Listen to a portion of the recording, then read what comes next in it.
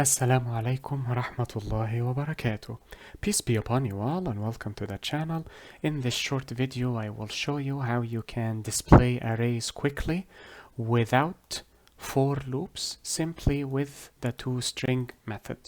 I mentioned this method before, so I thought I would record the video quickly while the idea was in my mind before I forget. So quickly, let us create an array. We will call it array 1, 2, 3, 4, 5. Now, traditionally, what you would do is prepare a for loop, then name an iterator or a counter, then the name of the array, and then print it like so, and then run. Oh, sorry, I printed the array instead of the iterator. I apologize. And there we go. And it printed it for you perfectly. There is an easier method by which you can print an array without the for loop at all. You write a print statement like so. Then you call the static factory or the class arrays. And I said static factory because all the methods, or at least if I recall correctly, all the methods within this class are static. So you have to call them with the class name. And remember, arrays with an S is the class used or is the class that contains methods that allow for the manipulation of arrays.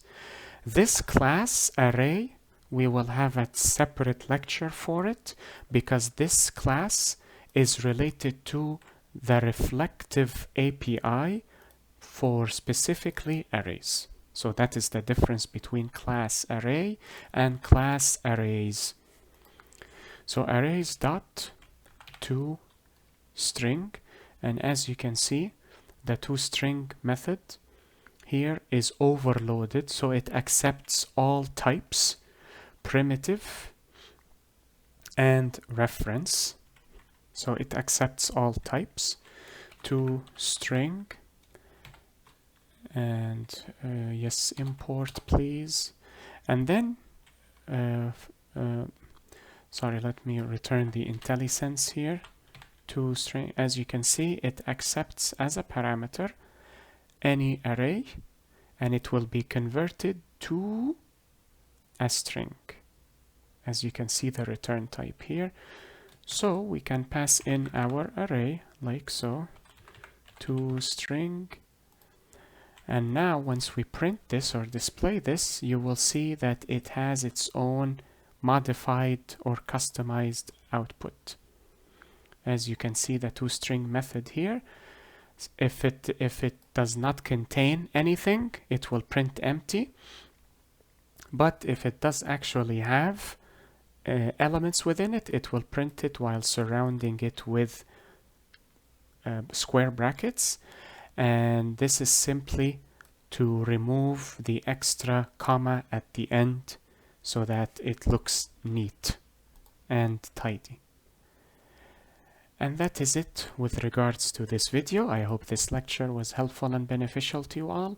Enjoy the rest of your day, everyone. Be safe, take care, and peace be upon you all. Wassalamu alaikum wa rahmatullahi wa barakatuh.